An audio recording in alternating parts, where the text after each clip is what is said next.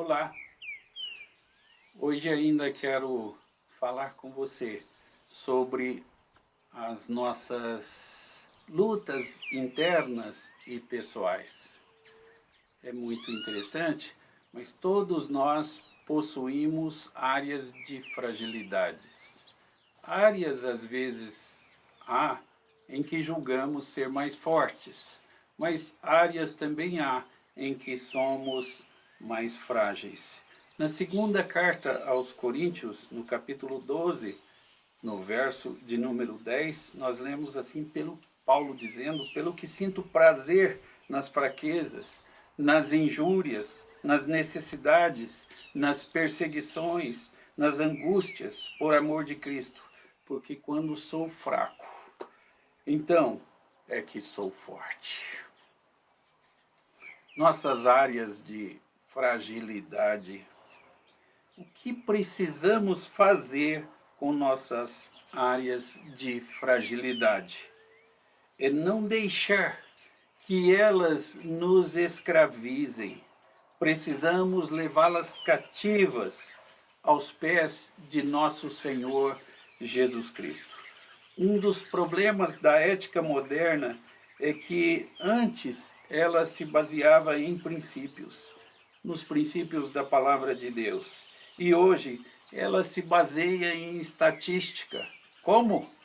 As pessoas dizem assim: ora, todo mundo faz isso, então é certo, então eu posso fazer. Só porque todo mundo faz, você pode fazer. Não, não pode.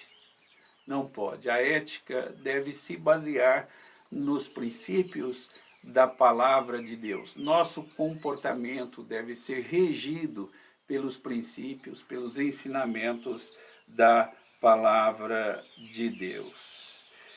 Eu conheci uma pessoa cuja área de fragilidade era mentira. E essa pessoa mentia tanto que ela acreditava naquilo que ela mesma dizia, nas suas próprias mentiras. Que coisa impressionante. Essa era a área de fragilidade dessa pessoa. Minha pergunta a você: por que essa pessoa tinha essa área de fragilidade?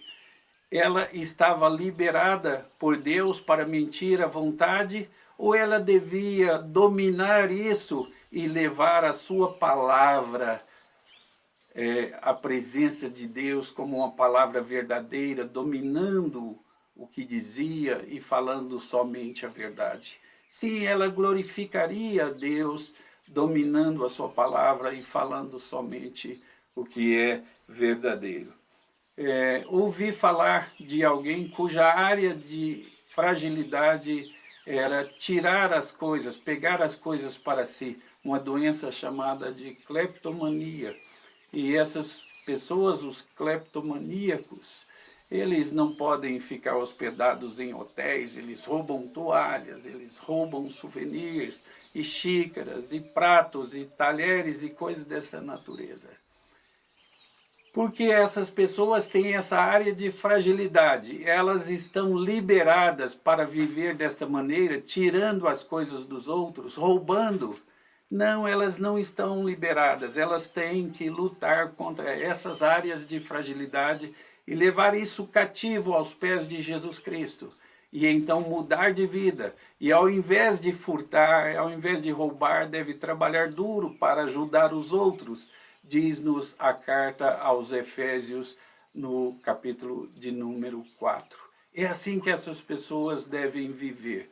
Pois bem, há algumas pessoas que me dizem que a área de fragilidade delas é gostar de pessoas do mesmo sexo.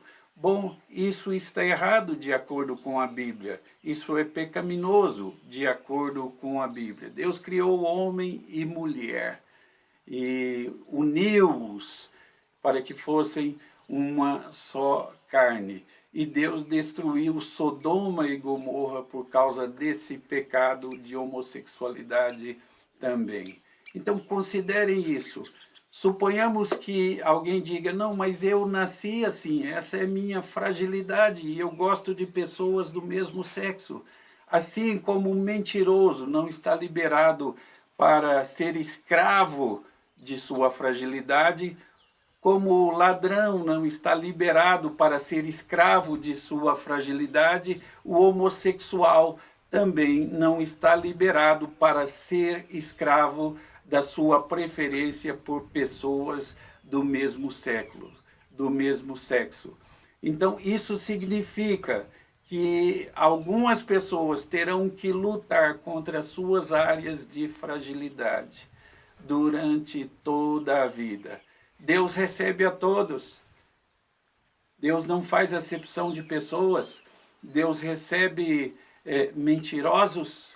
Deus recebe ladrões. Deus recebe criminosos. Deus recebe prostitutas. Deus recebe homossexuais.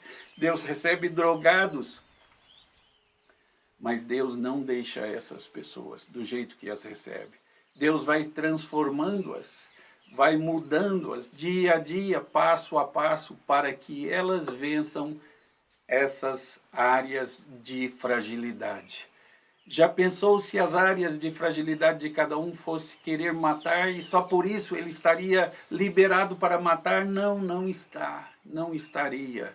Precisamos de entender isso e precisamos de resistir e lutar contra as nossas áreas de fragilidade. Lutar contra as áreas de fragilidade na Bíblia é chamado de santificação.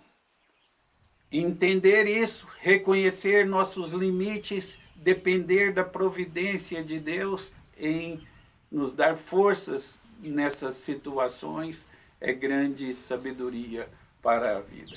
Que Deus nos abençoe. Amém.